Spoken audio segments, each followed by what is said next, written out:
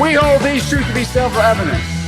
All men and women created by you know the thing.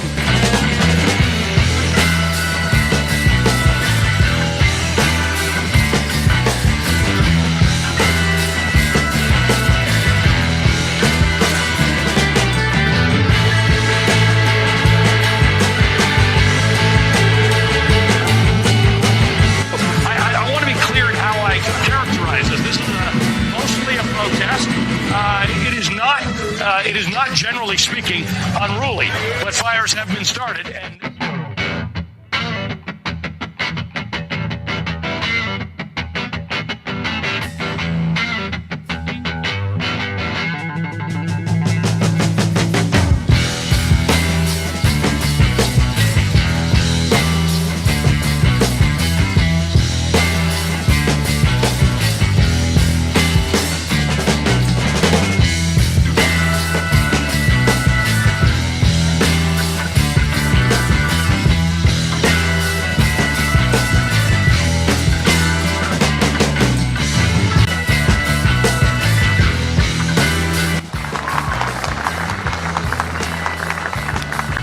Today's ceremony, however, has very special meaning, because today we are not merely transferring power from one administration to another or from one party to another, but we are transferring power from Washington, D.C. and giving it back to you, the people.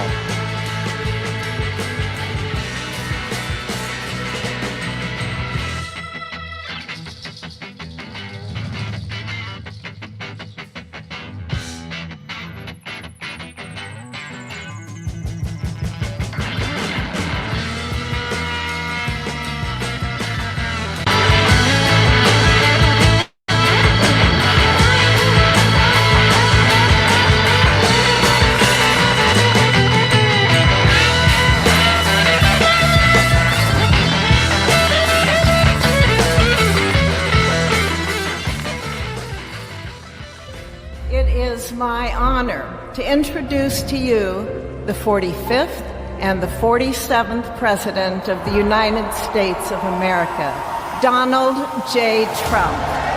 In America, the impossible is what we do best.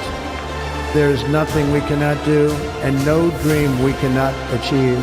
We will restore America's promise and we will rebuild the nation that we love. We will stand bravely, dream boldly, and nothing will stand in our way because we are Americans. The future is ours. The golden age of America begins right now. America's decline is over. We will be working to meet every crisis with dignity and power and strength.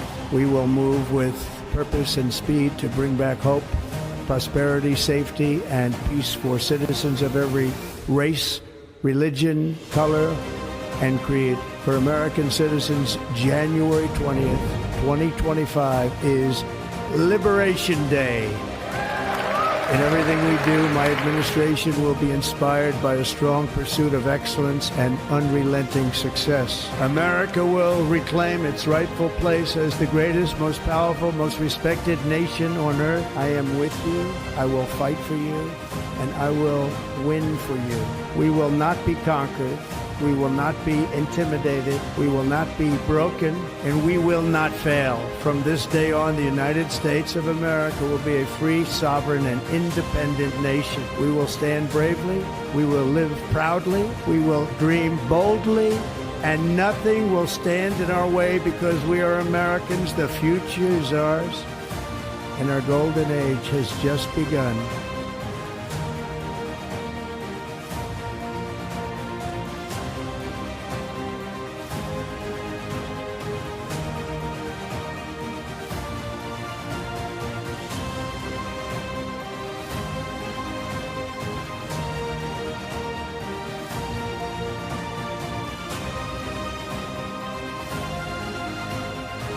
The golden age of America begins right now.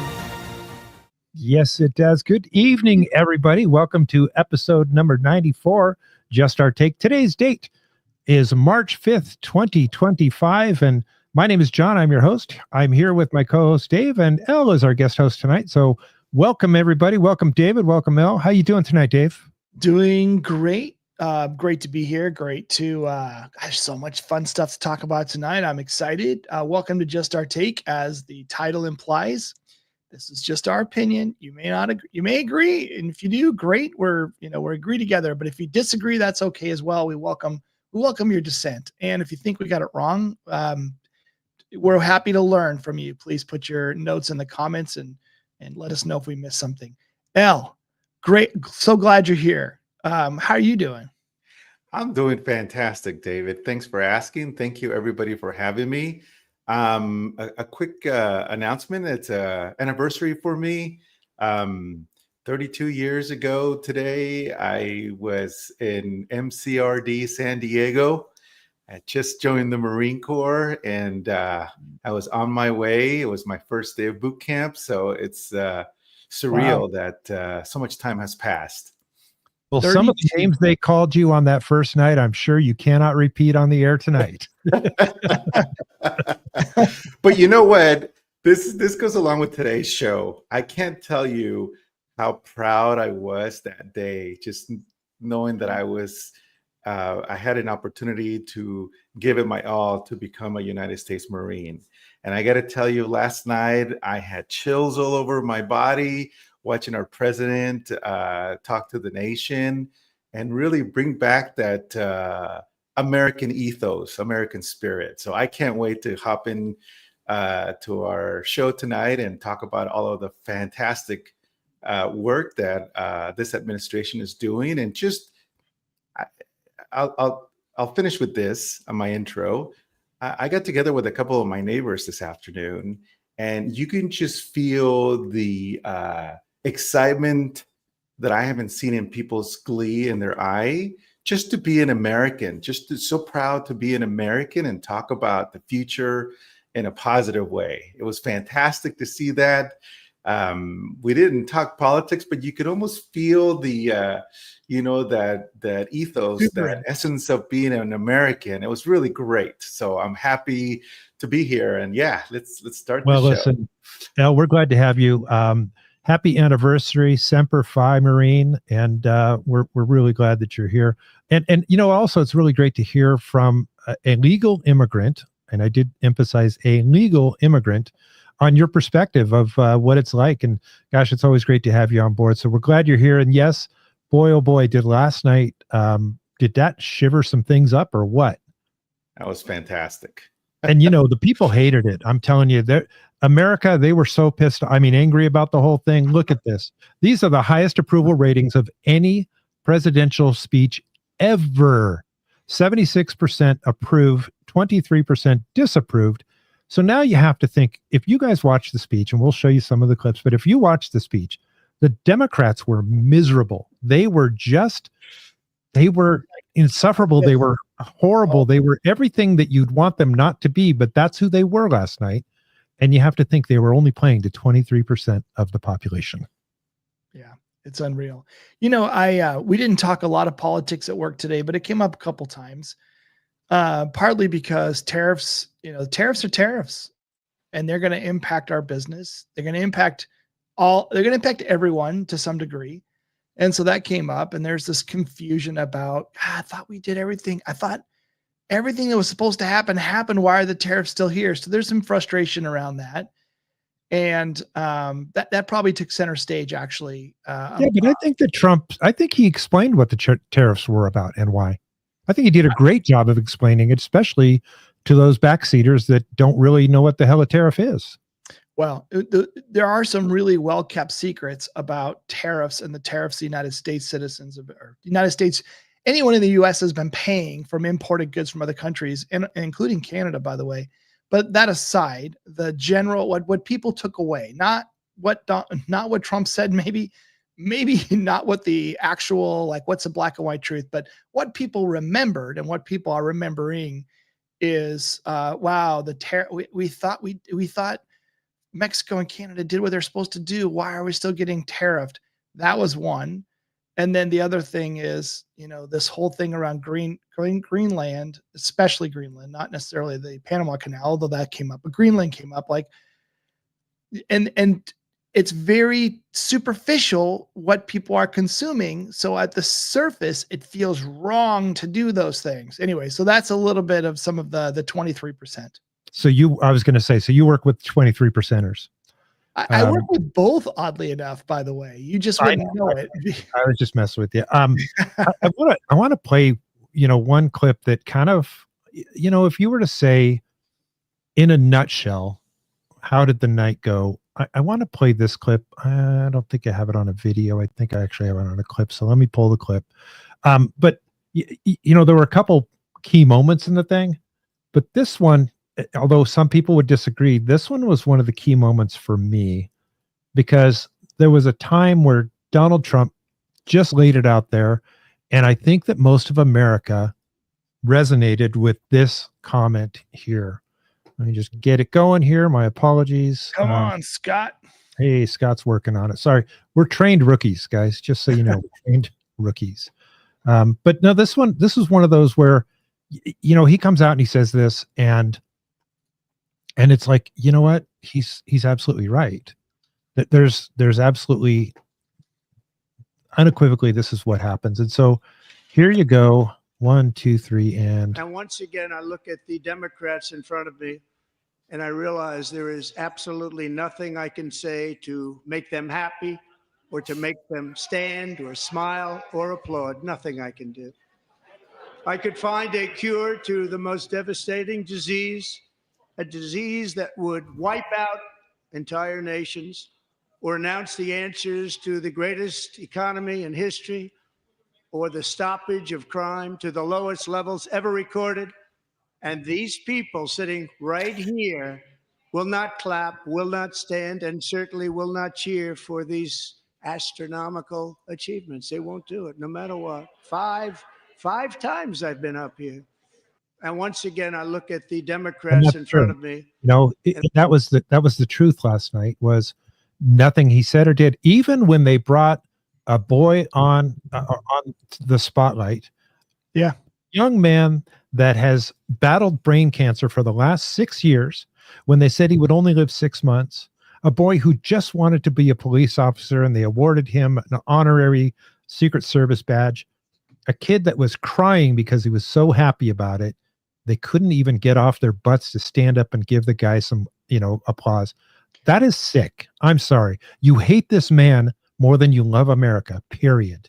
Yeah. They did have their little ping pong paddles, though, and it did say liar on it, which I know. Oh, right. Yeah. Elon Steele's, John, to add to your comment, if you think about this young man, 13 years old, 6 years spent in hospitals, half of his life, his young life, he had spent at hospitals doing chemo, doing surgeries. I mean, you just, you got to put politics aside and root for life, for an American life. And they couldn't even do that. That's how disconnected they are.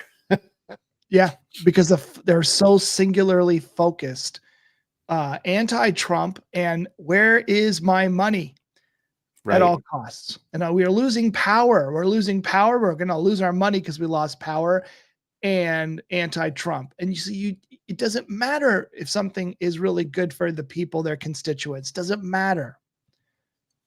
Well, and that's the sad part of this whole thing is, like I said, they hate Trump more than they love America. And that was an American story, as American as it can get. And by the way, those paddles that you mentioned, these are the only ones that I saw. That's what I saw too. And now our current constitution does not allow for that, but still. But there is already somebody who has brought forth an amendment to say that we could change it, and it could be changed. It was changed once before. Either way, I think it's more of a joke than anything. I don't think he wants to do it again. But yeah, there was moments in there that really deserved bipartisan applause, bipartisan support, and they weren't going to do it no matter what.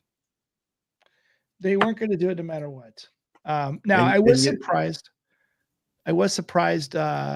at who did show up and who didn't show up. So we lost. Who walked out right away? Someone who walked out from the beginning. African American representative. I cannot think of her name. I can see her face. Presley. Anyway, Presley is her last name. I believe we're Presley. talking about the one that's bald. Yeah, Charles Yeah, Barkley, yeah. Walmart. Yeah, Yeah. Charles Barkley. Oh my God. she is the Walmart. What is it? The Walmart Charles Barkley. I think I've heard that Awesome. Yeah. Yeah. before. So she walks out, and then I know we're going to talk about Al Green. This one here was there, but I'm not sure if she was crying or if she was drooling or if there's a flask underneath that handkerchief. No, it's a cane. The cane is filled with vodka. I don't know what it is. I just know she was very upset all night. Every time they panned over to her, she was not having it. She was having a rough night. And then Trump had the line of the century, not just night, the line of the century. Come on now. The media and our friends in the Democrat Party kept saying we needed new legislation. We must have legislation to secure the border. But it turned out that all we really needed was a new president. Turns out.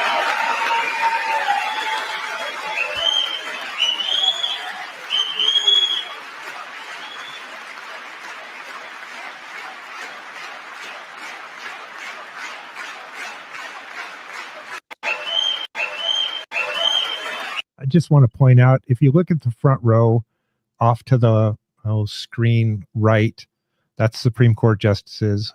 I don't know who that is sitting next to Barrett, but he seems to be smiling. He's like, I want to clap. I want to stand up. Rules of decorum say I can't, but I can't do it, but I want to. That was a good line. You have to admit that was a great line. Look, the whole time I kept thinking, what if some of the Republicans got up, walked over, sat down next to the Democrats, maybe just put their arm around him and said, it's going to be okay. And then stood up and cheered and, come on, you can stand up with me. It's going to be okay. It'll be okay. Trust me. We're okay. It's okay. Baby steps. Baby steps. And then, I don't think there's a good image of what happened after this guy's outburst, but after he did his outburst and he was cautioned by the speaker, hey, you got to stop, and you get it again. You got to stop. The third time the speaker said, all right, you got to go. And he was ejected. The other ones with their little noisemakers and paddles. And I mean, it was clear if you're going to be antagonistic and disruptive, you weren't going to stay. There are a couple videos. I don't know if we want to spend time tonight on them, but there's a couple of other clips of him leaving, being interviewed as he leaves, and then also walking through the airport. And I will just tell you, I've never paid much attention to him before, but he is unhinged. Everyone is a racist. Medicaid is being stripped from Americans. Everything that is bad is happening. And by the way, everyone's racist. Did I mention that? I couldn't believe where this guy was going. So, yeah. Yeah, for some reason, David, that one. So we have to apologize. There has been an update to the encoder that we're using. And two things that encoder that update has done was one, it brought our intro completely off center. I don't know if you guys noticed that, but David, that picture, although you and I saw it here in the software, in the encoder, it came up on screen for those people that were at home. All they saw was our logo. They didn't actually see the picture of Mr. Green there. So, and it's still, it's just our logo. Oh, I didn't realize that. Well, yeah, I'm not sure what happened, but I anyway, can narrate it. It's it's Al Green looking angry. How's that? Let me put something else up. This is on the happier side, and hopefully this thing comes up on screen. But here's a picture of DJ, our honorary member of the Secret Service. Yeah. So yeah, if that one comes up for you at home. Yep. Okay. When he hugged the director of Secret Service, I had tears in my eyes. He was crying too. His dad was crying. I mean, nobody expected it, right? Nobody expected that hug, and he just went all in. And wow, what a great story. Yeah, it really was. And And there was a point too after this where there's a kid, 19-year-old. He was a high schooler. He's a six-letter varsity player in sports. Mhm. And his father was killed and in Afghanistan as he was I believe he was National Guard, but he had been called up and sent to country. And he was also an LA County sheriff. To honor him, he wanted to, not this child that we see on the screen, but another kid, to honor him, he wanted to become a member of the armed forces and was doing everything he could to work his tail off so that he could get an appointment to West Point. He had a 4.46 grade point average. Trump says, yeah, that's pretty good. And then Trump announced there on the floor that he had been accepted to West Point. That's the only time in all of the State of the Unions or any joint session addresses that I've seen where the Joint Chiefs of Staff all clapped. Usually they're as stoic as everybody else. They were all clapping and they were turning towards the gentleman and they were very excited for him. And that's part of the America's back as well. We're proud of our military, where for too long they've not liked our military. They've done things to tear down our military and to denigrate our military. So it's nice to see that back as well. I completely agree. Hey, by the way, you know who else was a fan of Trump lately? I just tell me what flags you see in this. I'll let it play for a second. Mr. President, if you are seeing this, just know that the great deplorables of the United Kingdom. Are those United States flags? Oh, they are. And what are they saying? We love Trump. Hold on. With an English. United Kingdom, love you, we are with you, we stand with you, and we want you to succeed. Forget about the people in London, forget about the establishment, forget about the detractors in the fake news media. The real people out there in the United Kingdom, we love you, Mr. President! And by Mr. President, they mean Mr. President Trump, and that's why they were saying they love Trump. Because they don't have a president. They don't have a president. They don't have a president. They're in trouble. Yeah. Well, beautiful stuff over there too. That's pretty awesome. London and England. That whole, I would say all of Europe's in trouble right now. They're trying to be politically correct, and where has that gotten anybody? What's Trump say? He doesn't say go woke and go broke. He has another saying for it, and everything woke turns to. Yes, it does. Excrement. Excrement. Yeah, it's pretty bad. Well, I know we'll probably touch on this, but yes, you're right about that. Across Europe, not every country in Europe, by the way, there's a few countries that have said, you guys are on your own. You're nuts. But the UK, I don't know if we're going to hit this, but when Zelensky left here, in his ambulance, his crime-mobile, and then went off to the UK where he still gets a little, hugs and kisses, struck a deal with the UK. And now all of a sudden there's this big meeting in the Europe. They forgot to invite a few countries, but most of the important ones are there. And the next day, all is bravado. Yes, the UK will support you, even with troops on the ground. And France is saying, we'll support you. And by the way, we have nuclear weapons. Meanwhile, Maloney says, hold on a minute. Like, we support you, but we're not sending people there to get slaughtered. This war needs to stop. And Poland went way, way over to the right. They're like, not only is this war got to stop, let me tell you why you other countries are in trouble right now. And then they went all the way over and talked about, immigration, and they have a lot of really strong words for it. So I would say across Europe, and I don't know what Germany's going to do, right? They have a new chancellor, but across Europe, they're not all in alignment. No, but Germany did come out and say that they need to prepare to step into war. They say that they're on a war footing. It's like not a good choice, but and for the person that they want to do it for, I just find that a little bit distasteful. Yeah. I miss you, Daddy. Trump was mean to me. Right. Yeah. Just to add to the point, I read a post the other day, like yesterday morning, where it said, okay, this is a German commentator said, okay, so let me get this straight. Germany, you want to fly over Poland and you want to fight against Russia. Okay, let me just make a note of that because this sounds very familiar. Yeah. You know, and it's history repeating itself if they do Yeah. that. But hopefully, calmer minds will kick in, and they'll realize that there's nothing to gain, right? I don't know. You got to remember. So let's go back to their primary mission. Their primary mission is to, according to John, launder money. They don't care how many people they die. They don't care how many people die in the process. They want to launder money. How do they launder money? They launder money by creating that whole military industrial complex. So they sell the arms. They pocket. We talked about this before. They sell an F-35 for $10 billion. It costs them $100 million to build. What happens to the rest of that money? It all gets funneled someplace. That's part of what's going on. I have to show you, not to interrupt, Del, but this is a point that I wanted to get to. I was going to do it later in the show, but because we're talking about all of Europe, question is, what happens if the United States leaves Europe altogether?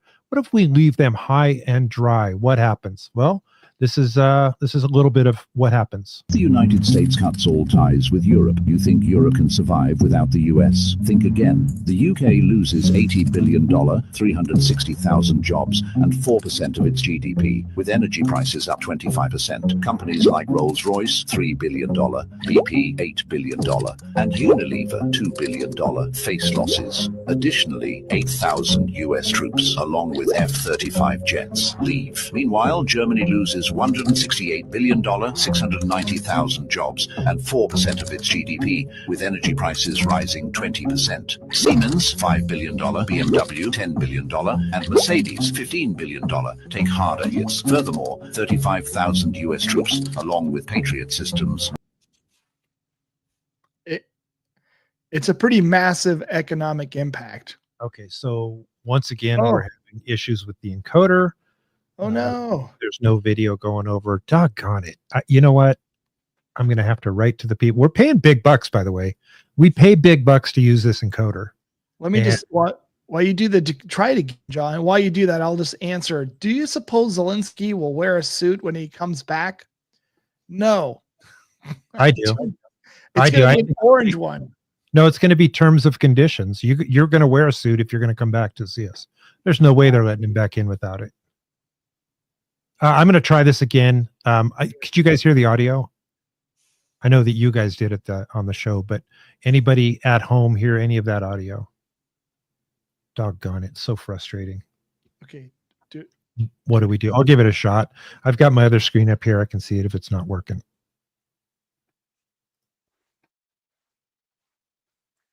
I don't think it's going to work. I haven't put play yet, but so now it's not going to work. All right. Well, we're going to get refund. Going to get a refund for sales. John, we'll go old school. So for just to keep the discussion going, I have this breaking news stack that I'm reading, and this post about von der Leyen, I believe she is the EU. I believe that's a German chancellor, is reversing 800 billion euro in European defense spending to support Ukraine. So yeah, I think you're correct. The whole point of Ukraine is to siphon money, right? So instead of putting money to defend Europe, they're using it to support Ukraine. 800 billion pounds, which is here's some of the issues. Not pounds, sorry, euro. So that's quite a lot of funding that they're going to. It is, but here's some of the stuff that's happened from that. Trump said, if you decide to go to war and to help fund that thing without us, you are no longer allowed to use any of the intel, which, by the way, we're giving all the intel. It's all of our satellites. It's all of our spy birds. It's all of our R-135s. All of that intel is all of ours, and you're not allowed to use it anymore to help support Ukraine in this war. So without that, they're going in blind. You want to do that because they don't have the capabilities we do. That's one thing. And I have a question for you. Real quick, though. The other thing, and the reason I was playing that video is because Trump has already threatened, we will cut off Europe. If you're going in there and supporting that, we will cut off Europe. And the net of that video was that, although it doesn't sound like much, 4% of GDP, if you lose 4% of GDP across all of Europe, you will crush Europe. And then the total number of job losses, it was well into the millions when he gets through the whole thing. So that, and again, Trump's the kind of guy that will do it. He's not going to threaten it. He'll do it. So go ahead. Right. And Sorry. I have a question for you, John and David, and also to our audience. So if a NATO country is being the aggressor, are they violating the NATO treaty? We're no longer responsible because you're the aggressor? Because that's what it sounds to me. That's a great question. You know, number one, they are reinforcing a country that's not a NATO country. And you could be seen as the offensive or the instigator. So, you know, while another NATO country is trying to find peace. So to me, there's got to be something in that treaty. I might have to do some research and find out. To answer your question, the way that the treaty is written is if a NATO country is attacked, the others are obligated to defend. But if you remember, during the Gulf War, we attacked 2 countries, and no one in NATO was obligated to. Some came on board, but the way NATO is written is everybody's obligated to support. And people didn't support us. There were many countries that didn't support us in that. If a NATO country is attacked, I think it's Title V, all countries have to support. But I think you're right. If they're attacking, no, I don't think there's any obligation. Well, but who's going to put boots on the ground to attack Russia? UK. That's what they're talking about doing. The UK, right? Maybe France, but they won't. I think they won't. I don't think so either. Also, there are people, you can't believe everything you see on the internet as it turns out, but there are people being interviewed across the UK. And the answer is, no, I'm not going to go fight over there. I just want them to go fight. Well, they're out of people, by the way. So you might have to, and your leader just said that he's going to send people over, and you look like you're of fighting age. So you might have to jump in the bus. But Ella, I think the question you're asking is profound, which is when you have a war that should never have started, that the estimates are somewhere near 1 million people have perished and others are maimed and injured, and infrastructure has been destroyed and people's lives have been destroyed. And you have countries, at least one country in the United States, calling for peace, saying, stop the war, stop the fighting. You have to stop. And you have other countries saying, no, we need to keep this thing going. We won't stop until what? Until everyone's dead. And now you got Macron talking about nuclear weapons. Somebody's committing a bigger crime here. And I think you're right, is the bigger crime wanting to keep this conflict going and not supporting a ceasefire, a peaceful resolution. Right. Profound question. That's it. That's all you got? No, I got a lot more. I'm just trying to be thoughtful about not being the only voice sometimes. I'm going to try another video here. This one's good because, history is important, and it's important that we listen to and remember our history and remember where we came from and remember who else came from that history. So I'm going to bring this one up if I can get Scott to help me out here. Come on, Scott. I know. What are we going to do? If Scott can't bring this one up, then we're firing him and our encoder company. A lot of federal employees looking for work. We could probably find one. All right. I'm going to just bring this one up as you guys continue to talk and see if it pops up on my other screen here. If it does, I'll push play. So if it doesn't, then we're not going to push play.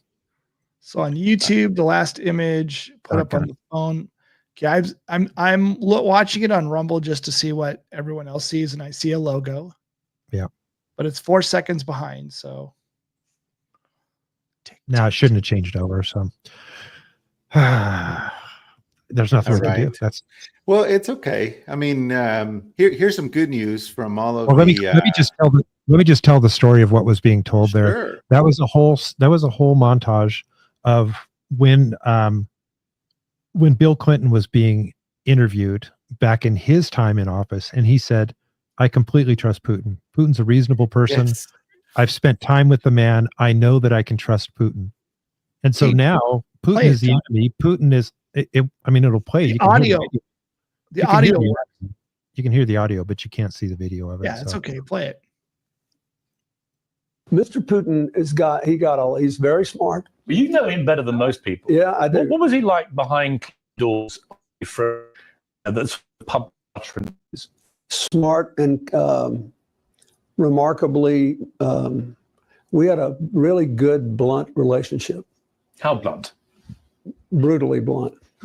Ever like, fisticuffs? No, but I think, I think the right strategy most of the time is, but it's frustrating to people in your line of work. You should be brutally honest with people in private. And then if you want them to help you, try to avoid embarrassing them in public. Right. Now, sometimes they do things which make it impossible for you to keep quiet. But by and large, I found all the people I dealt with appreciated it if I told them the truth. How I honestly felt and what our interests were and what our objectives were. And they also appreciated it when I didn't kick them around in public for as long as I couldn't kick them around. So I that's my experience. And did Putin ever renege on a personal agreement he made to you? He did not. So behind closed doors, he could be trusted.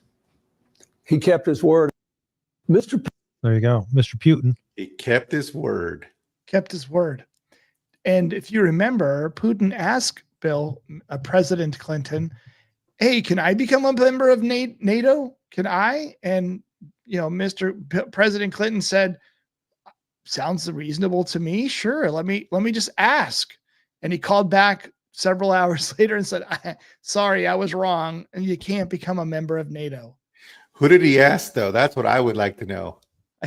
That's a good question. I've seen that video. I'm like, wait a minute. Who does the president of the United States answer to? Yeah.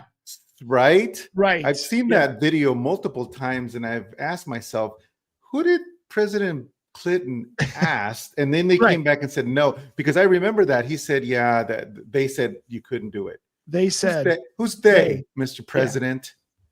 Yeah. Well, my handlers. Thank you for asking. Now, can you? Enough questions from you. Right. Unreal. Well, I mean, this is their last mad dash to try to start or reignite a bigger conflict, but I can't see it being successful without somebody doing something incredibly stupid. The difference today is that we have a president that's not going to allow games to be played. He wants peace. He's going to get peace. He'll find a way for peace to happen there. And if that means he needs to cut everybody off, he'll cut everybody off. Right. When he says it, he's gonna. That's the other thing. By now, when Trump says something, he means it. Yeah. Right. Yeah. As he says, promises made, promises kept. And you may not like the promises, but by the way, he made the promise and now he's keeping it. Right. And to add to that, I read today that President Milei of Argentina, Prime Minister of Italy, the Poland president, and the U.S. want to form an alliance. And so you have a lot of folks that, as you mentioned earlier, both you, John, and David, that other countries want peace. They want prosperity. They want their people and their culture to flourish. And so do we. So I think that those warmongers, those laundromat runners, their days might be numbered. Well, that's what I'm saying. They're going to lose ground very quickly, and especially if the U.S. says U.S., Poland, and Italy all right there in the middle. Well, they're right there in the middle. And if they say we're not getting into an armed conflict, if you choose to do that, you're on your own. They know they do not have what they need in order to go up against a country like Russia. They just don't have it. And it's a fool's errand. And also you're going to slaughter half your people. And let's just say, play it out for a minute and say they decide, the UK says, we are going to go do it. Who do you think is going to suit up and go fight? The people in the UK right now, many of them, not all of them, many of them are very unhappy with how things have been going lately. Do you think they're going to suit up to go fight for the UK, on behalf of the UK for Ukraine, while they're struggling? I don't think people's hearts are in it. So without the intel, there's no way they're going in.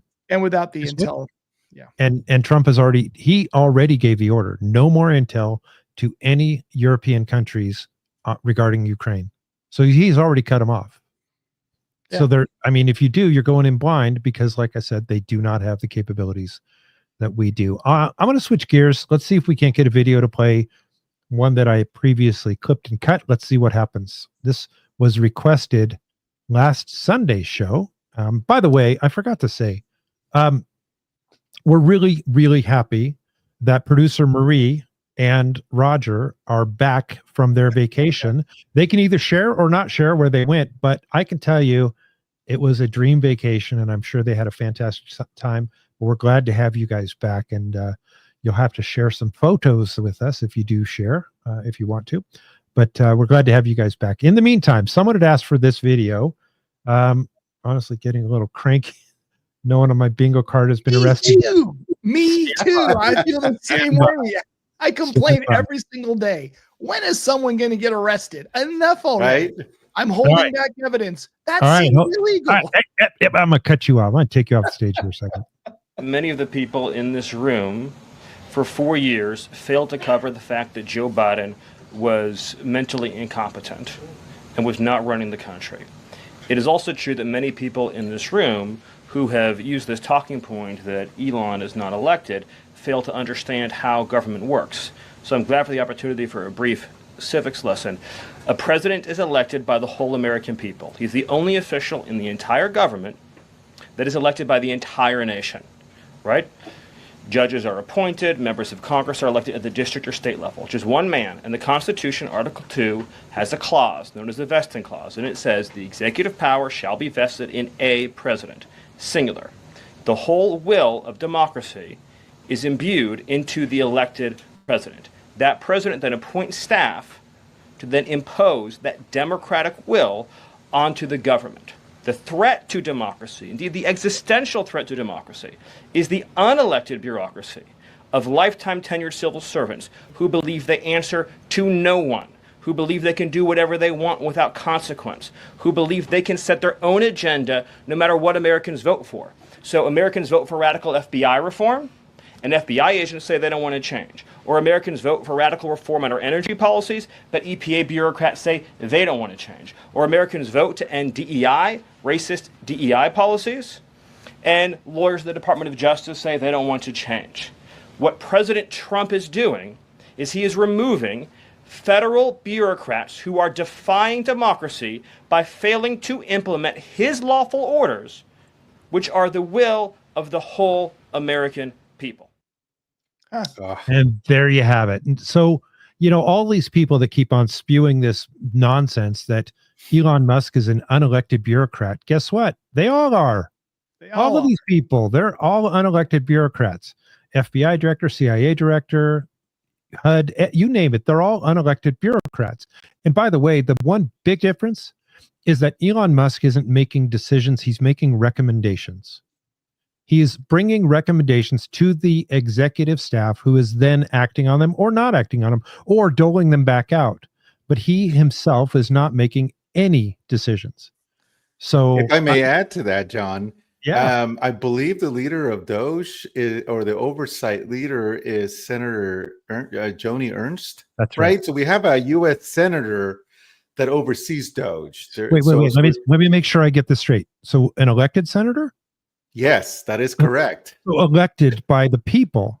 Huh. Yes. Weird. Okay. Elected so senator. Doge is not run by an unelected bureaucrat. It's run by an elected politician. Okay, good. If I may add, one of the biggest challenges that she had in the past, and this is why she asked the president to be part of that group, is because she was always working with one hand tied behind her back. She could only request information from the bureaucrats, but she didn't have the authority. This Doge, what Elon is doing is actually has never been done before, and it's within the president's authority to do. So now she's able to hold people accountable, not just she mentioned this several times, and I've seen her in previous videos over the years where she would request from bureaucrats, hey, I've sent you the 12th letter. Right. I need to understand where does this money go? And the bureaucrats are like, you're a senator. We don't answer to you. We're lifetime bureaucrats or whatever. They wouldn't even respond to her. So I have seen some of that historical videos throughout my involvement of understanding our politics. And one of the things that she's talked about recently is she was missing that component of what Elon's group is doing. They're looking at the data and not waiting for somebody to email them, and then they're making recommendations. And now she can look at that and talk to the president about some of the work that they can do through EOs, executive orders, which is fantastic. In my view, everything is within the law, and it's just so great to finally see government the way that I've always dreamed it would happen. I mean, I've been a big fan of President Trump before he even ran for office, and I cannot believe here we are in his second term, and he's doing exactly what I thought he could do for our nation. And it's really just to show the public the waste, right? Not so much, I mean, corruption is everywhere, but just the waste and the lack of accountability that these lifelong bureaucrats have. I think, yeah. Sorry, go ahead, David. I was going to say, I think the reason why, that now you're starting to see the traction is because you finally have a president who's not just like, oh, what's happening over there? I can't pay attention to that because I have to pay attention to what's over here. You have a president who's like, that's important to me. That's a priority for me because we're spending trillions of dollars. We don't know where the money's going.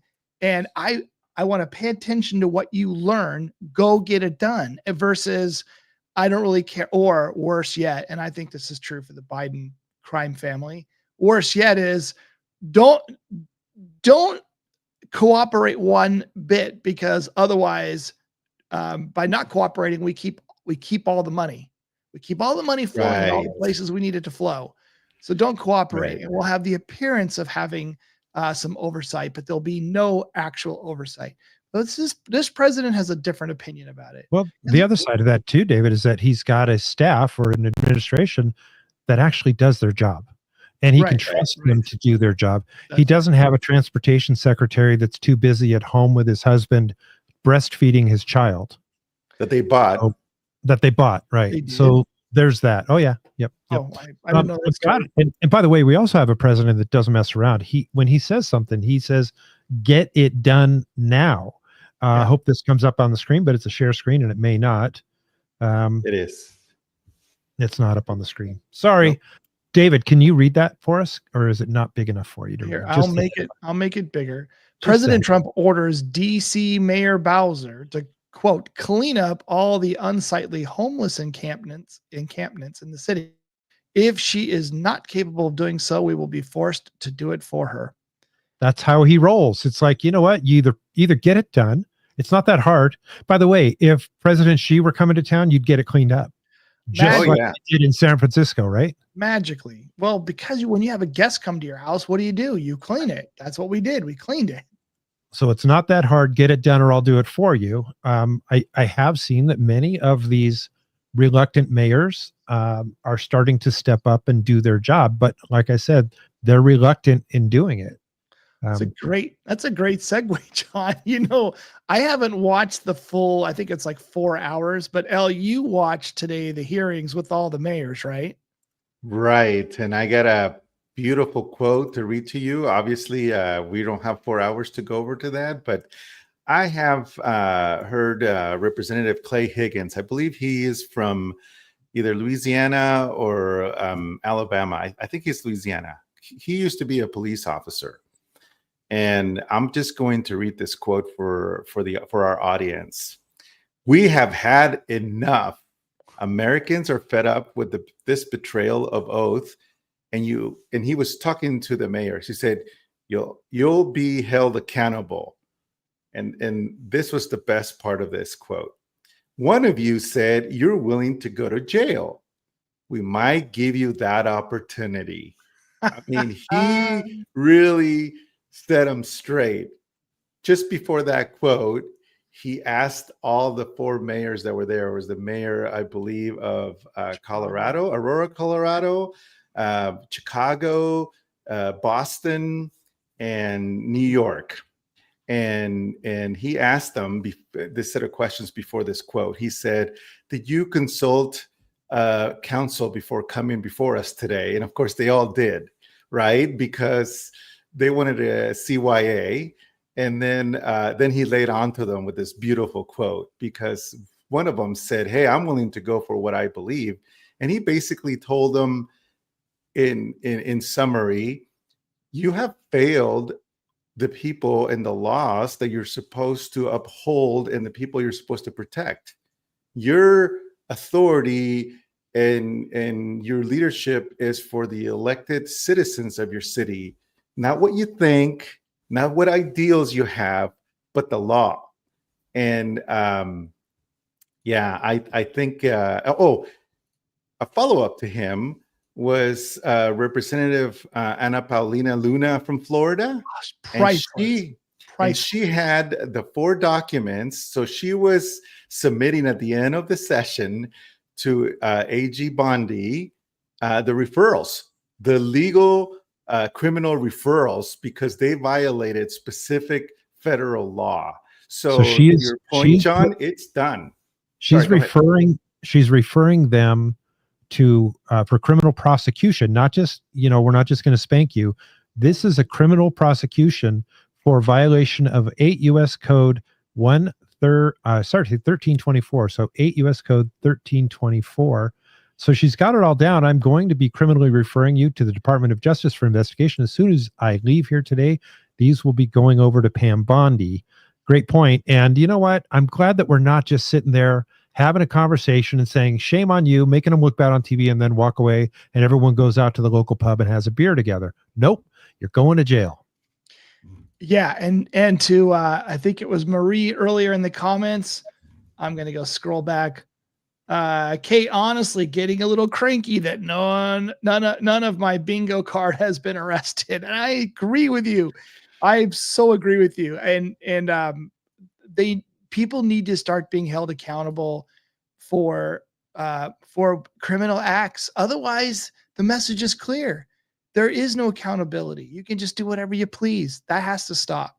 And so specifically, here's one of the things she's saying. She's saying that these 4 cities have spent millions of dollars. Let me just go through it by the pound here. Chicago, $574 million. These are on illegal aliens. And this is above and beyond what they would pay or give in aid to the general citizenship. Denver, $79 million. And again, Denver has been famously blocking ICE. They wanted to use their own police force to block ICE. New York City, $6.9 billion. Billion. And then Boston, they don't have a true count, but Boston too has had the police interfere with ICE. Not just not assist ICE, but interfere with ICE. They know. They just choose not to know, right? I think it was Byron Donalds asked the question of Mayor Wu, and she says, we don't actually ask, about your citizenship. We just, provide the funds. It's like, if you don't know how much money you're spending, you're not fit to be mayor. Actually, he said that to the Chicago mayor. But you're not fit to be mayor. If you don't understand your budget, you don't know what you're spending, you have no idea. But it was the Chicago mayor he made that comment to, because I got 1%. Well, how much is that? Well, I don't have the numbers in front of me. You don't know your numbers. If you don't know your numbers, where does that come from, John? If you don't know your numbers, you don't know your business. Well, right. Sound familiar? Well, let me give the audience, because it was a long video. I mean, I didn't watch the whole 4 hours, but I did catch some of the highlights.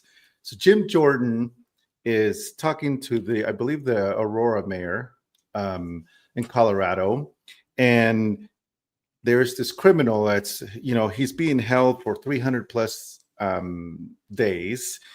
He's committed several felonies.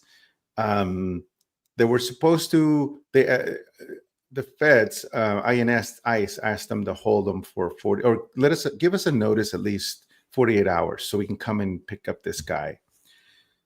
They gave him a 1 hour notice. They released this individual in the parking lot. They didn't hold him. And so Jim Jordan is saying, so we could have brought in an agent or two to grab this guy from your custody to our custody, but instead you told us an hour. You released this individual in the parking lot.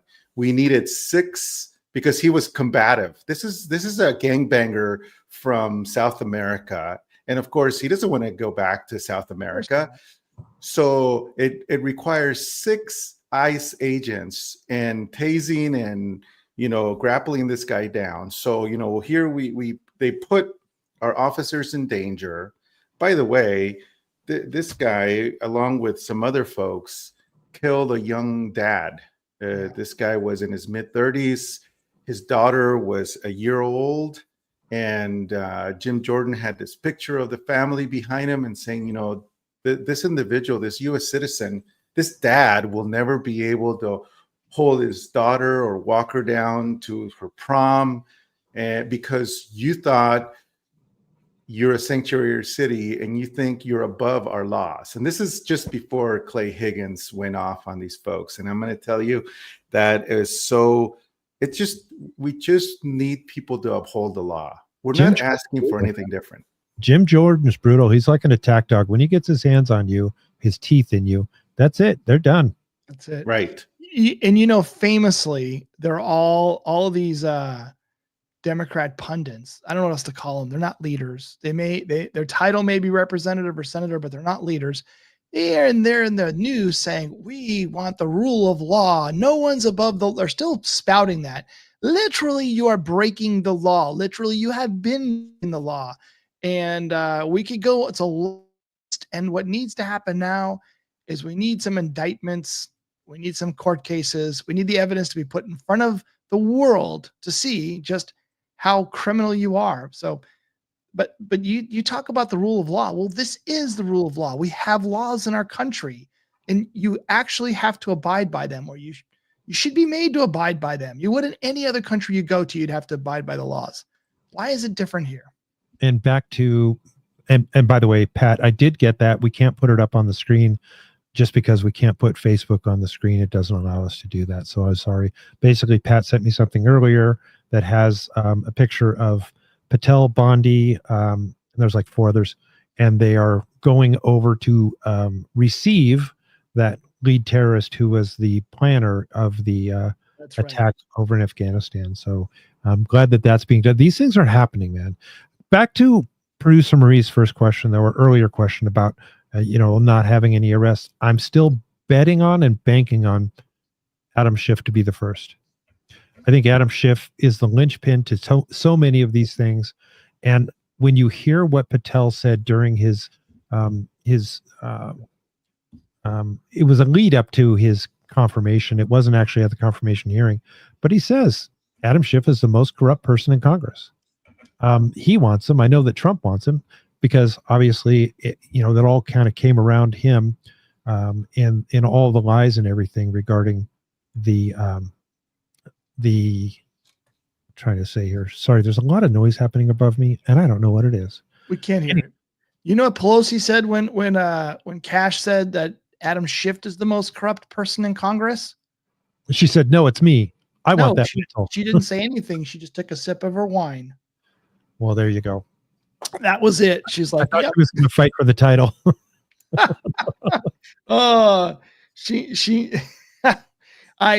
Look, this could be kind of fun, right? Sorry. Actually, I'm not sorry. It could be kind of fun. Your vote is Adam Schiff is first. Okay. Elle, do you have a vote? Who's first? Adam has to go. I think there were, he's been around people that were murdered. He's implicated himself multiple times in public. We have recordings of him. So we know he's violated a lot of laws. It would be really nice to have somebody who absolutely he had evidence that President Trump was a Russian asset. He needs to go. He and Vindman. Vindman is my runner-up. I think my vote is going to be, it's going to be one of these mayors. It's going to be like, let's test the waters here first, because the backlash is going to be immediate. Oh, here we go, using lawfare to, make your will on the American people. There goes King Trump again. Not forget about the facts that there's actually evidence that people have committed actual crimes and need to be held accountable. Aside from all of that.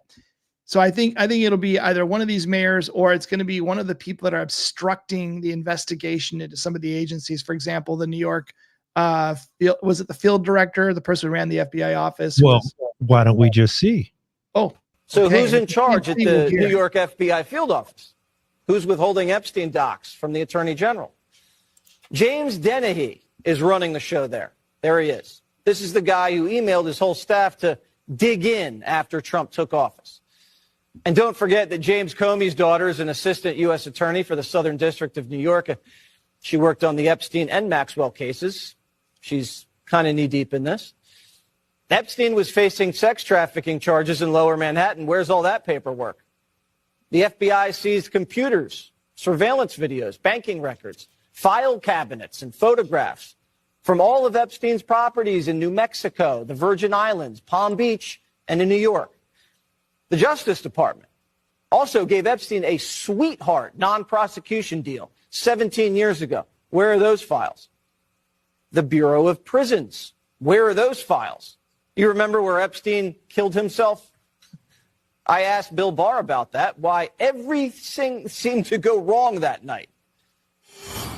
When I first heard all the information and all the coincidences here, I was suspicious. What were the coincidences? I mean, those were a lot of coincidences. Well, one of the cameras was out. Right.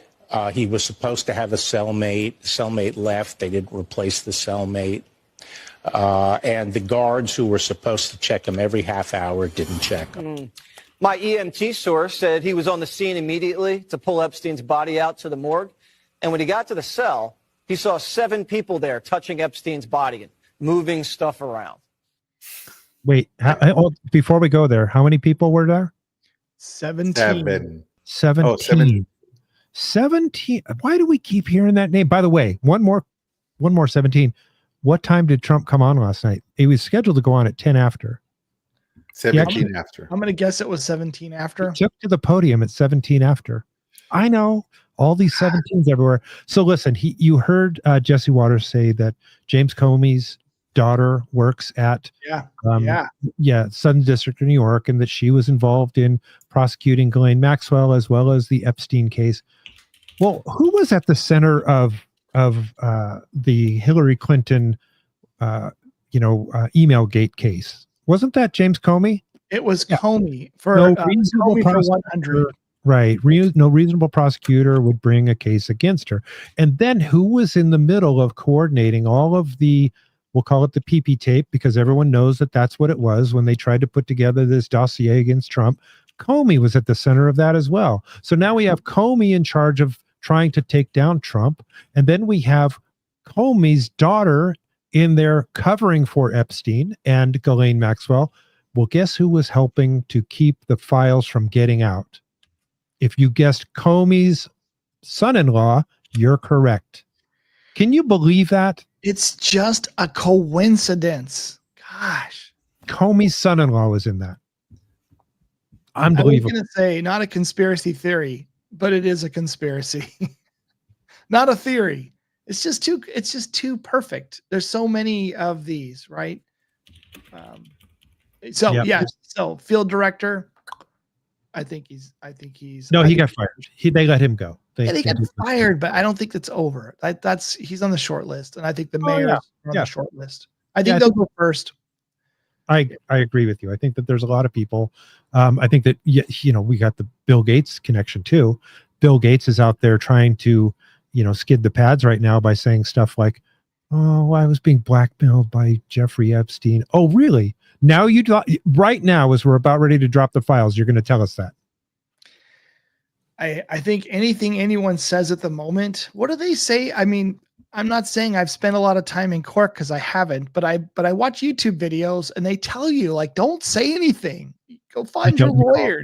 I don't recall. Or I don't recall. I don't remember.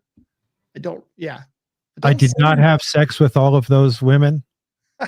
I did not. In the Oval Office. It depends on what your definition of the word is. So Anunnaki is in the audience, and he has a good point. And I have heard that theory before, and the more this continues, the more I believe it to be true, although I don't have any solid evidence that Jeffrey Epstein was a Mossad officer, and he was sent here to blackmail a lot of American politicians and wealthy folks. So he worked for our audience. Mossad, I believe, is the Israelis' version of our CIA. Is that a good point there, Anunnaki? Or you can answer on the. Hey, Anunnaki, welcome back, by the way. Good to see you again. And yeah, so, and I don't think that it was Jeffrey Epstein that was his father. It was Ghislaine Maxwell's father was a member of the Mossad. Right. But either way, I think that's been confirmed. And I don't think that it was, by the way, I don't think it was just them. I think that it was a joint effort. But I'm being careful about how I say that. I do think that it was a joint effort. Great question, though, by Miguel. Pardon the question. Do we know the body was actually Epstein? Is Epstein actually deceased? Personally, you want just our take? Let's go around the horn. I say that it wasn't Jeffrey Epstein, that Jeffrey Epstein is still alive and they're pumping information. David? No, I think he's gone. I think they eliminated the threat. That's what I think. He could talk and they don't want him to talk, so he's gone. L? I think they made him talk to make sure they knew where all of the copies of the videos were. I think he had a dead man switch, which is why I think that he is still alive.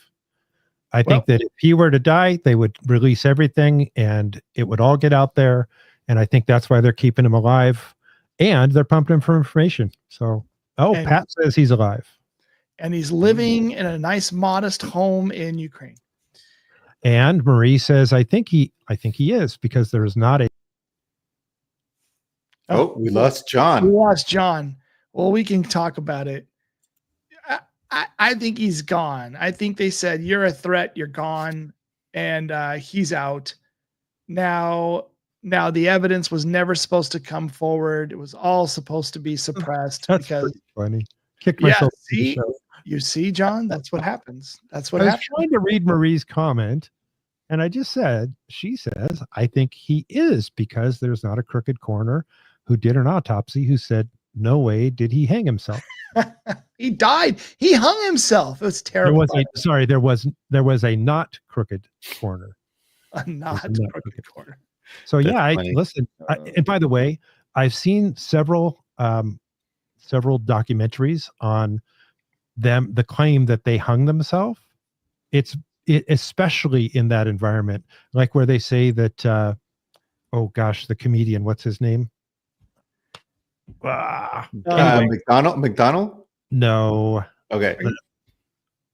Not Robin. Yes, Robin Williams. Robin Williams. They said he hung himself off the door handle of his closet.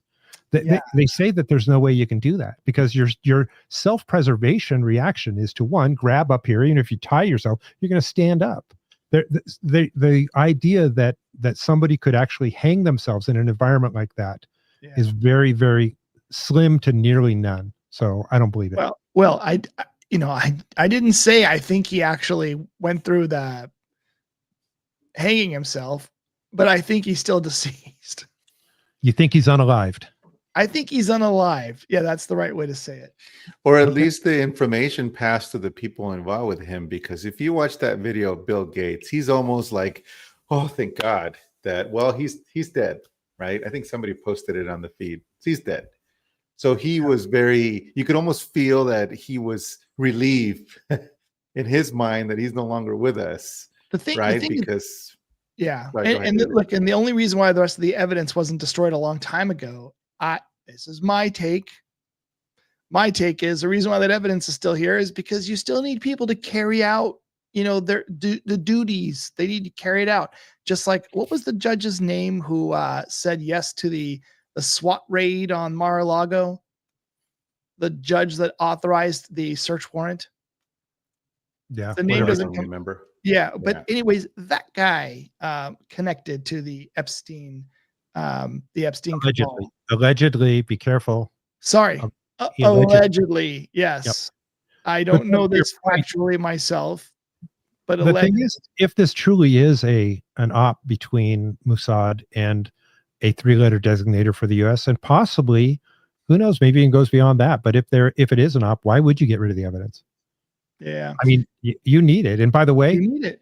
If it is shared between multiple countries, that means it had to more than likely get up into the ethos to where it could have been intercepted.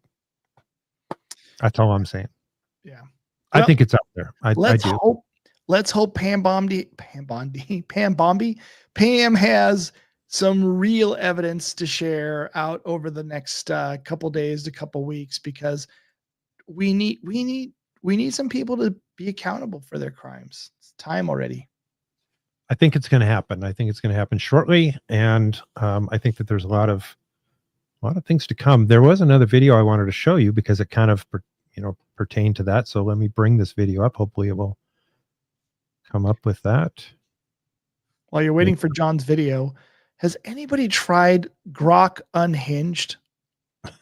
All I'm going to say is it is a blast. I said, I put a stock chart in for NVIDIA, and I said, and that analyzes the stock chart unhinged. And maybe after John's video, I'll play it. But like, the narrative is hysterical. So the video's not coming up. So go ahead. Oh, well, I'll read it. It says, okay. All right, let's go. Let's get wild. Let's go wild and analyze the stock chart with the unhinged, no holds barred approach. Buckle up. Okay, I'll skip ahead. The unhinged breakdown, the epic flagpole ascent. Oh, look at that left side. Those green candles shooting up like rocket fueled by pure hype. This is the flagpole of dreams, a glorious uptrend that has traders popping champagne and yelling to the moon. The price climbed from the murky depths of 100-ish to a majestic 130.89. Yes, it's a meme stock. And then it goes, the crash of doom. Then bam, the red candles strike like vengeful market god, smashing the price down. And it keeps going on and on and on. I mean, this is much more entertaining stock analysis than what I see normally on CNBC or any of the other sites. But yeah, the unhinged prediction, bearish apocalypse scenario, or bullish revenge fantasy, sideways insanity. Anyways, it's unhinged. It's much more entertaining. And are you buying it? No, because the chart tells me I think it has more downside than upside, but I'm not a stock advisor. Buy it your own. Nor do you play one on TV. So we're not going to go down the road. I want to show you that Grok did for me. Grok and I are buddies now. So I asked Grok to create an image of me, John, in the. Oh no! Not going to show the other one. No, not the relaxing one. I wanted to have them create a picture of me, John, in the Just Our Take Studios, held in, is this the one? No, in the Just Our Take Studios with Elon Musk. Now, it has no idea what I look like, but I told them I mostly have a full head of hair. For some reason, they didn't give me a full head of hair. But here's what we go. It's not going to show you. I can't believe it. I am so angry. I am so angry at this stupid program right now. I want to refund. Get my money back. I am getting I'm not kidding. Pay a lot of money for this, Dave. I believe it. Oh, hey, it's not gonna show. Let's see if it shows. Let's see. I'm gonna check the Rumble side before I hit play. Oh, there it is. It's up. All right. Now, remember before when we had those montages where you had like all the reporters from around the world saying things like, it's a threat to our democracy. And then it grows from like 2 reporters to 20 to 50 to 100. Well, imagine the same thing, but instead it's your elected politicians. When I win, I will immediately bring prices down starting on day one.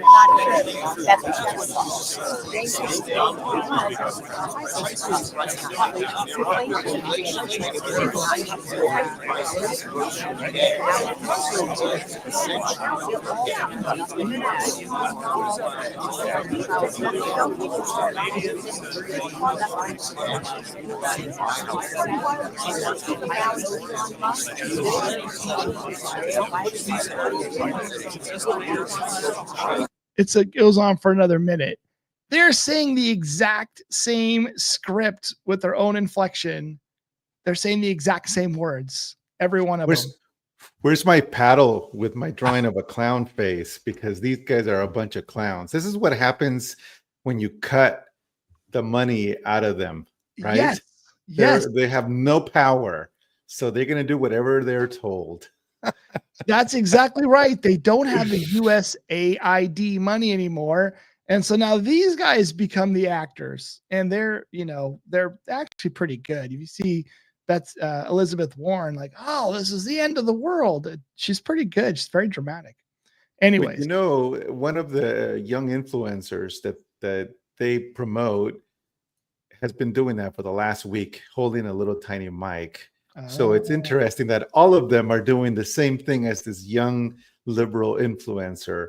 And it's like, there's not an ounce of originality with all these clowns. These are the clowns that siphon all of our money and send it overseas that then comes back to their pockets. I'm telling you, this is, for me, and I hope the audience gets it, this is awesome to see, right? We're seeing the swamp creatures being drained of all of our money, so this brings a smile to my face because now everybody sees it. I mean, the president's approval rating on his speech alone, like John mentioned earlier in that chart, 76%. Yeah, us, the hardworking folks, that go to work every day and put up with just whatever we have to because we got to pay the bills. And there's John with, is that Elon there, John? That's John with Elon. That is not the real John, but that's the John of Grok's version. You can see I've got a little more hair than that. I mean, a little. Yeah. A lot more. That guy doesn't even look like you. Hey, Grok. Thank you anyway. I appreciate it.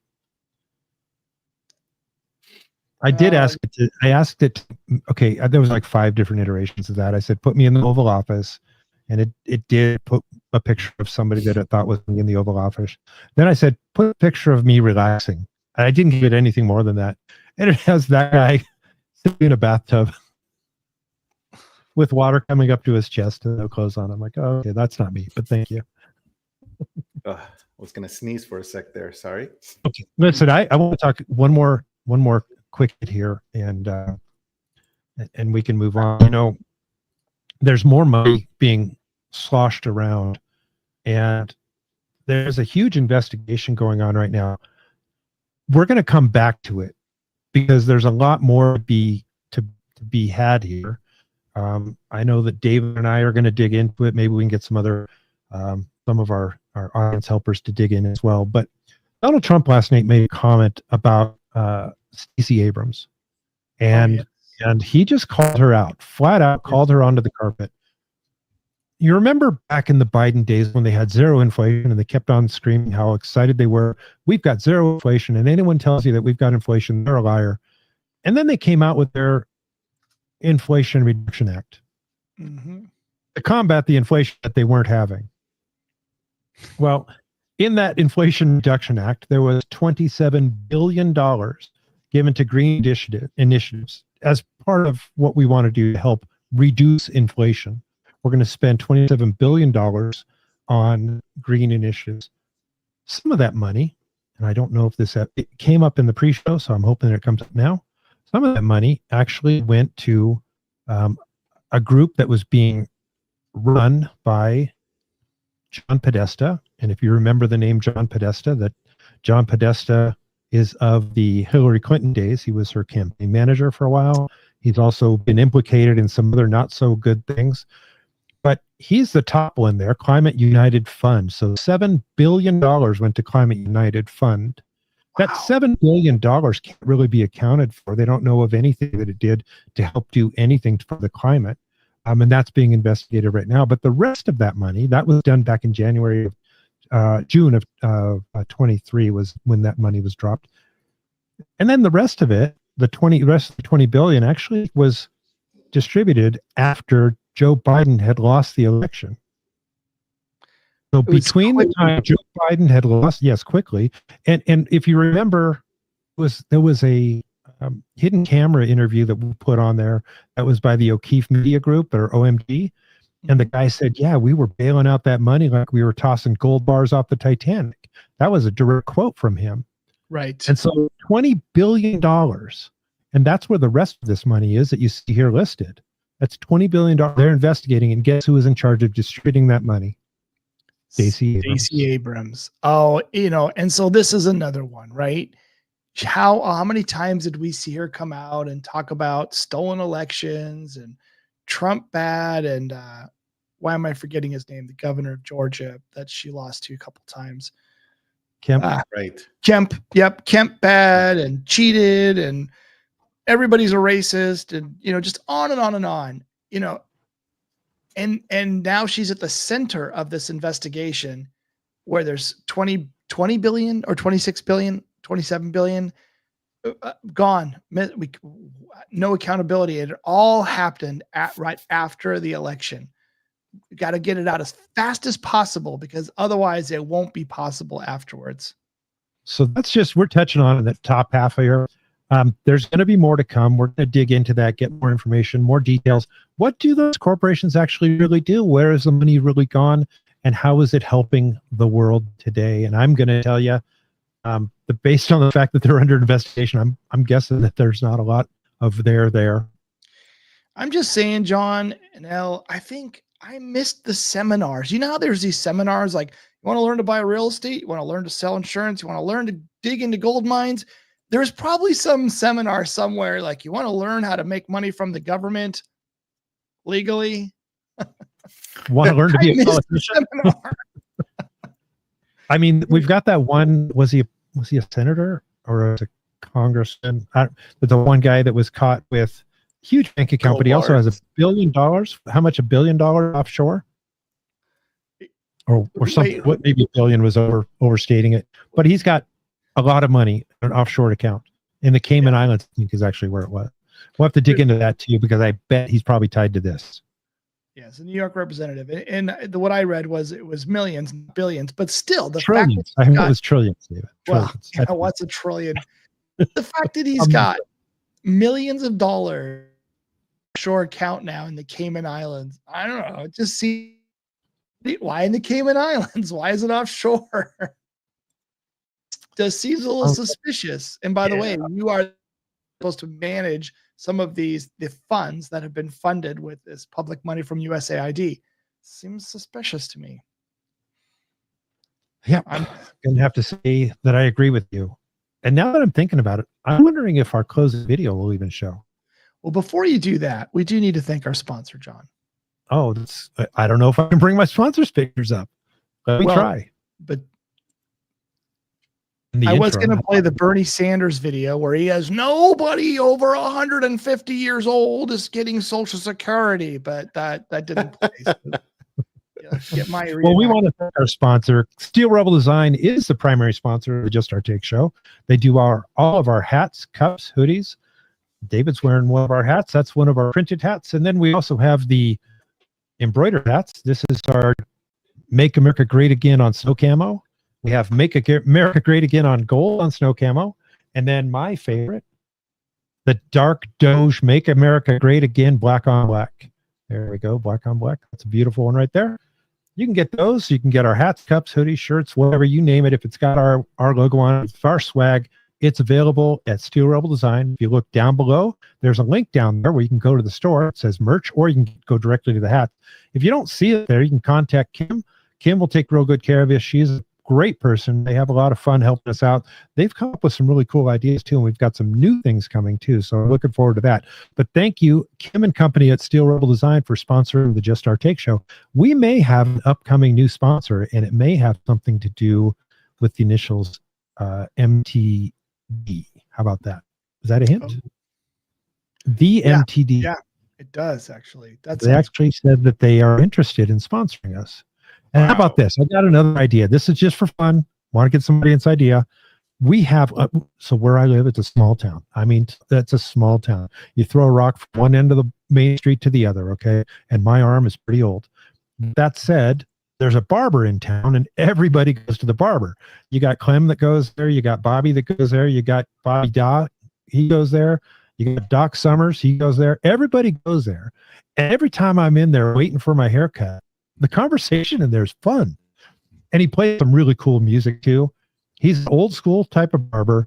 He's a really good guy. And I thought I'd like to put a camera up in here and just do a live stream on Fridays.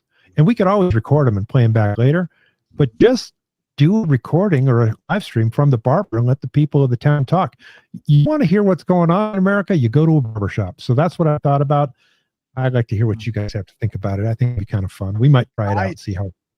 I think that'd be a blast. Yeah, because you can interview people, you can have conversation, get other people's takes in the moment. That's a blast. I love it. You know what they call it in Hawaii? In Hawaii, they say, "Hey, we could talk story. We Let's could talk story." That's exactly right. Talk story. Let's talk story. Well, hey, thanks for putting up with us. We're going to get the technical difficulties fixed, especially before our upcoming Super Show episode 100, which is only a handful away. Episode 100 is going to be a lot of fun because, well, we're going to show you a clip from our very first episode ever. And there was some technical difficulties in that one too, right, Dave? Yeah, well, and I don't see any reason to play the first one at all. I mean, first off, we're still crazy amateurs, but that one was by far the worst. And I don't know that anyone would find that entertaining except, you know, after a few adult beverages. Maybe I would find it entertaining. Nobody else. Let me ask you. Nobody else. Producer Marie has actually had a preview of that. Producer Marie, do you want to weigh in on whether or not that would be good to show on our episode 100? Because I've seen her several times. I can't wait for episode 100 for exactly that reason. I'll wait for you to type it in there, Marie. Let's just see what she has to say about it. She said, I'm going to let her be the deciding vote, Dave. How about that? If she says run it, we're running it. Oh, nope. You know what? She's like, she bailed already. It's a bad idea. Well, there you go. It's like the magic 8-ball. Very bad idea. Oh, Marie, you let me down. There we go. Survey says you let me down. You let me down. Oh, well. So looking for that episode 100. And as you know, or you may not know, we are live every Wednesday and Sunday night. It's always at 7:00 p.m. Pacific time. And Katz wants to see it too. I know that Katz did get to see a preview of it. Sorry, Dave. I may have shown two people that one. That's great. Yeah. So anyway, it looks like Michaela breaks out her $8. So looks quite possible or probable. That's right. Anyway, so we're live every Sunday and Wednesday night, 7 p.m. Pacific time. If you haven't done so already, please do us a favor, hit that thumbs up. It helps people find our show. If you're not a follower of the show yet, please follow the account, not the show or not the channel. Follow the account. We'd love to have you do that. That's right. Disney is off 200 in their news team. They have a news team. Mickey today stumbled and tripped on me. Sorry, bad joke there. That was terrible. Anyway, that's terrible. Anyway, it is strange to see the layoffs from the news stations. MSNBC, we talked about that already, but you know they're continuing to make changes. It's just so strange. But how much longer is Rachel there? How much longer is Rachel? How long do we have to put up with her? Although once she's gone and the view's gone, you know, I don't know if we're gonna have anything to laugh at. All right, sorry, John. You were wrapping up and I interrupted you. That's okay. You know what? That's how we do it here because it's just our take. Elle, thanks for being a guest again. We always love it when you're here. The audience always loves it when you're here. You're a guest. You're an audience favorite. So thanks for being here with us, David. As always, good to see you. And by the way, happy anniversary birthday for the Marine Corps. Thank you very much, Semper Fi, brother. Thank you. And by the way, do you know what you say when someone says Semper Fi and they were in the Navy? Thanks for the ride. Yeah, because no one would trust you guys with the. No one would. Trust Why is my Uber yelling at me? I wouldn't expect a Marine. Let me get a crayon. I'll write this for you. It's called, it's called Semper Fortis. Semper Fortis. Anyway, welcome back to Marie and Roger. We're glad to have you back. Glad you had a good time. Can't wait to hear all the details. Thank you, everybody, for being here tonight. Again, we love you. We appreciate you being here. Thank you so much. And gosh, let's close out the way we've been closing out for a while now, because especially after last night, I'm telling you, if you didn't have fun last night, then you're just not ticking right. Have a good night, everybody. Good night, everybody. What will we do in this moment? How will we be remembered? Look at the opportunities before us. This election really isn't about the left versus the right. It's about we the people choosing our government and the choice between freedom versus tyranny. Nobody has a chronic disease burden like we have. Why are we allowing this to happen to our children? Ultimately, the only thing that will save our country is if we choose to love our kids more than we hate each other. What is going on here is deeper than politics. It is deeply spiritual. We are being called to rise above the hatred and the fear and the evil. We need to remember above and beyond that we must love our neighbors, that we must treat other people as we hope to be treated. You want to be a rebel? You want to be a hippie? You want to stick to the man? Show up on your college campus and try calling yourself a conservative. America's going to reach heights that it has never seen before. The future is going to be amazing.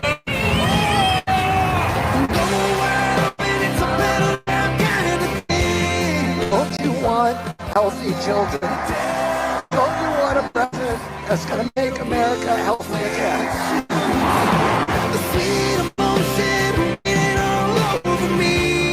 I come to you today as a former Democrat. I will be a first-time Trump voter tonight.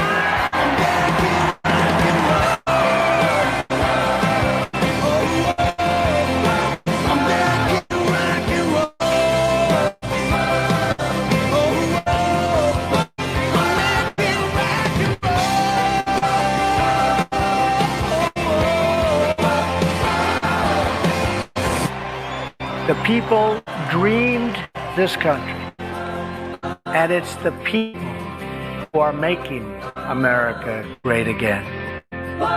Making